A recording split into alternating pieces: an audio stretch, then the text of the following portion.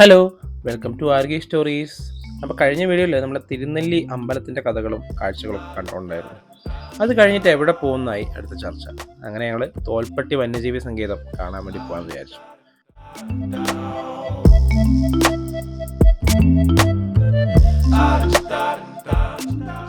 അവിടെ പോകുന്ന വഴിക്കാണ് നമ്മുടെ ഫേമസ് ആയിട്ടുള്ള ഉണ്ണിയപ്പക്കട കണ്ടത്. അപ്പൊ അവിടെ ഇറങ്ങി ഉണ്ണിയപ്പം കഴിക്കാനും കുറച്ച് പാർസൽ വാങ്ങാനും വിചാരിച്ചിട്ട് അവിടെ നിർത്തി.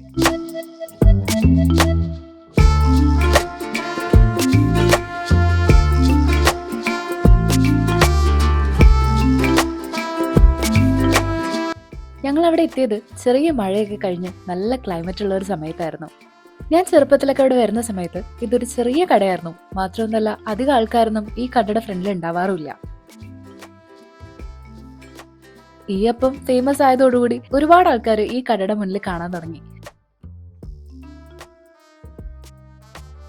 ചില സമയം അമ്പലത്തിലൊക്കെ തൊഴുതു വരുമ്പോഴേക്ക് അപ്പത്തിന്റെ സ്റ്റോക്കൊക്കെ കഴിഞ്ഞിട്ടുണ്ടാവും. അങ്ങനെ ഇപ്രാവശ്യം ഞങ്ങൾ എന്തായാലും അതിന് കാത്തു നിന്നില്ല. കുറച്ച് നേരത്തെ തന്നെ അമ്പലത്തിൽ നിന്ന് തൊഴുതിറങ്ങി അപ്പം വാങ്ങാനായിട്ട് വന്നു. അപ്പം മാത്രമല്ല, ഇഡ്ലിയും ചട്നിയും ദോശയും അങ്ങനെ എന്തൊക്കെയോ ഐറ്റംസ് അവിടെ ഉണ്ട്.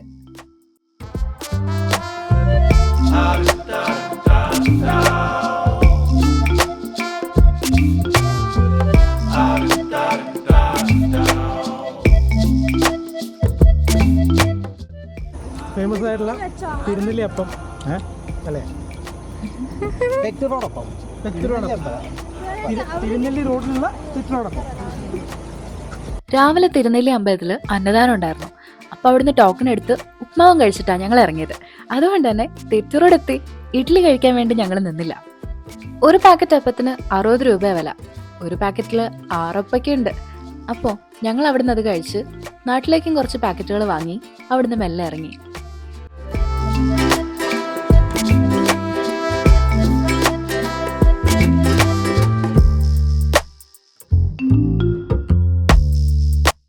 നമ്മൾ തോൽപ്പെട്ടി എത്തിയപ്പം അവിടുത്തെ ജീപ്പ് സഫാരി ഒക്കെ കഴിഞ്ഞിട്ടുണ്ടായിരുന്നു.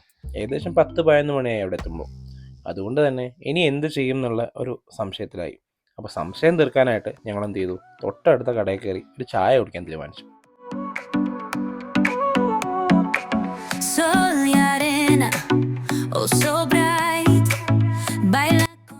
നമ്മൾ ഓർഡർ കൊടുക്കുന്നതനുസരിച്ചിട്ട് ഇൻസ്റ്റൻ്റ് ആയിട്ടാണ് അവിടെ മുളക് ബജിയും പഴംപൊരിയും ഒക്കെ ഉണ്ടാക്കി തന്നത്. ഈ മുളക് ബജിയും പഴംപൊരിയും കൂടി ഒന്നിച്ച് അപ്പുറത്ത് ഇപ്പുറത്തെ കൈ പിടിച്ച് കഴിക്കുന്ന ഒരു പ്രത്യേകതരം സ്കില്ല് അവിടെ നിന്ന് അമ്മൂട്ടൻ കാഴ്ചവെക്കുന്നുണ്ടായിരുന്നു.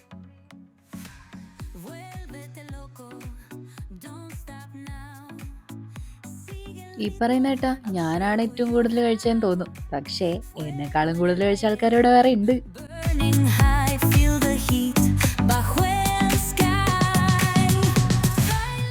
അങ്ങനെ ഞങ്ങൾ ചായ കുടിച്ചുള്ള ഒരുപാട് നേരത്തെ ചർച്ചയ്ക്ക് ശേഷം നേരെ ബാണാസുര സാഗർ ലക്ഷ്യമാക്കിയിട്ട് വണ്ടികൾ മുന്നോട്ട് പോയി.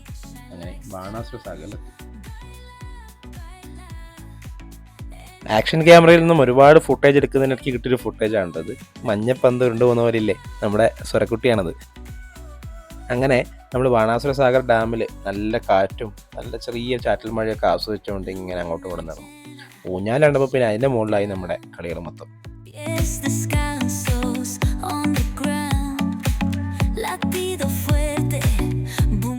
പിന്നെ ചെറിയ ചാറ്റൽ മഴയും കാറ്റൊക്കെ കൊണ്ട് കുറേ സമയം അവിടെ നിന്നു. അത് കഴിഞ്ഞപ്പോഴാണ് നമുക്ക് കുറച്ച് റീൽ എടുത്താലോ എന്നുള്ളൊരു ഐഡിയ വന്നത്.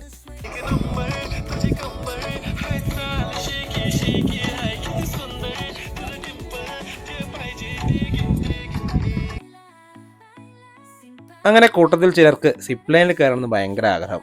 അവരോട് ചോദിച്ചപ്പോൾ മഴ പെയ്തുകൊണ്ട് ഒരു വെയിറ്റ് ലിമിറ്റിലുള്ള താഴെയുള്ള ആൾക്കാർക്ക് മാത്രമേ സിപ്പ് ലൈനിൽ കയറാൻ പറ്റുള്ളൂ എന്ന് പറഞ്ഞു. അങ്ങനെ നമ്മുടെ കൂട്ടത്തിൽ വെയിറ്റ് ലിമിറ്റിൽ താഴെയുള്ള ഒരേ ഒരു വ്യക്തി ആ ധൈര്യത്തോടെ സിപ്പ് ലൈനിൽ കയറാനായിട്ട് മുന്നോട്ട് പോയി.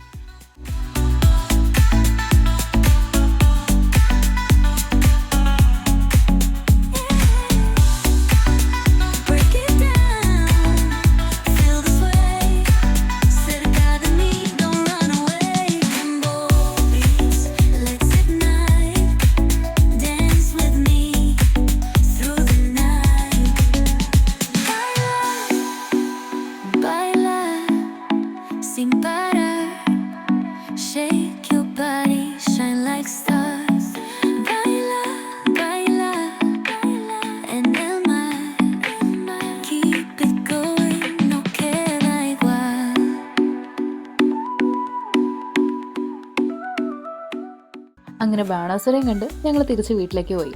ഇതുവരെ സബ്സ്ക്രൈബ് ചെയ്യാത്തവർ സബ്സ്ക്രൈബ് ചെയ്യണേ. ഇനി ഒരുപാട് വീഡിയോസ് വരാനുണ്ട്. നിങ്ങളുടെ അഭിപ്രായങ്ങൾ കമൻ്റായിട്ട് അറിയിക്കണം.